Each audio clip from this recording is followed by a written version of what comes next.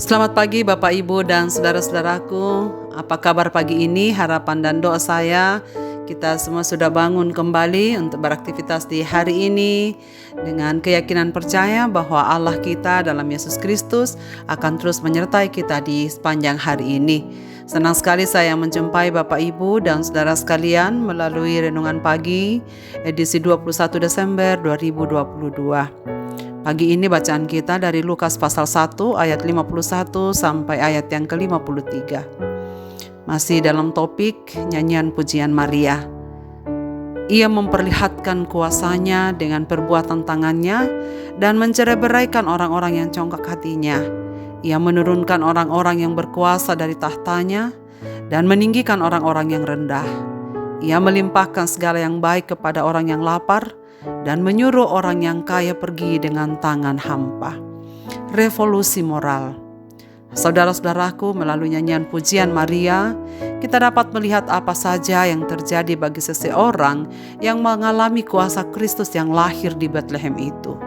Maria memuji Tuhan sebab kuasa Kristus mencerai-beraikan orang-orang yang congkak dalam bagian pertama yang kita baca dalam nyanyian pujiannya.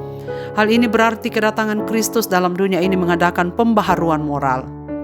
Kematian kecongkakan akan dialami oleh mereka yang telah mengalami Kristus yang lahir dalam dirinya. Sebab orang yang congkak atau sombong akan menganggap dirinya mampu, lebih hebat, lebih tinggi, dan mampu melakukan dalam segala hal, tetapi cenderung untuk meremehkan orang lain. Ini berarti yang dikerjakan Kristus adalah perbuatan-perbuatan yang baik yang akan nyata dalam orang-orang yang mengalami kelahirannya. Hal ini menunjukkan murid Kristus adalah murid yang terus-menerus memperbaharui dirinya, sebab karya Kristus itu nyata dalam dirinya. Kita bisa mengerti bahwa masalah yang ada dalam orang-orang yang sombong, angkuh, dan kaya adalah pengharapan mereka tidak pada Tuhan tetapi diri sendiri. Sebab menganggap bahwa dirinya bisa menyelesaikan segala persoalannya, dirinya mampu mencukupkan apa yang mereka perlukan jasmani maupun rohani. Dan seolah-olah mereka tidak butuh kuasa ekstra yang berasal dari Tuhan bagi dirinya. Dan nyanyian Maria memperingatkan kita bahwa Tuhan menjadi musuh orang-orang yang seperti ini, menghancurkan mereka dan membuat mereka pergi dengan tangan kosong. Karena Tuhan melimpahkan segala yang baik kepada orang yang lapar akan Tuhan, mereka yang miskin di hadapan Tuhan, mereka yang merasa bahwa hanya Tuhan yang mampu memberikan sesuatu yang mereka perlukan dalam hidupnya. Mereka ini adalah orang yang rendah hati, mengakui kelemahan, ketidakberdayaan, kerendahan serta kemiskinannya di hadapan Tuhan. Mereka lah yang empunya kekuatan dan yang empunya jalan keluar dari setiap permasalahan yang mereka hadapi. Orang yang sombong akan dibuatnya pergi dengan tangan hampa. Orang-orang ini adalah mereka yang merasa bisa dan menyatakan tidak butuh keselamatan dari Tuhan. Tuhan meninggikan orang yang rendah, tetapi mereka yang meninggikan diri akan direndahkan. Dalam Injil Lukas, roh kesombongan ini menjadi kunci keberdosaan. Seperti yang dituliskan dalam Amsal pasal 16 ayat 18, kecongkakan mendahului kehancuran dan tinggi hati mendahului kejatuhan. Karena tidak seperti dalam kehidupan nyata, Tuhan kita bisa melakukan hal-hal besar dengan membalikkan keadaan, dengan mengangkat yang rendah. Allah Bapa melakukan untuk anaknya, membangkitkan dia dari kematian saat sepertinya sudah kalah. Putra Allah melakukannya bagimu. Dia mati bagimu pada waktu seharusnya kamu mati karena dosa-dosamu.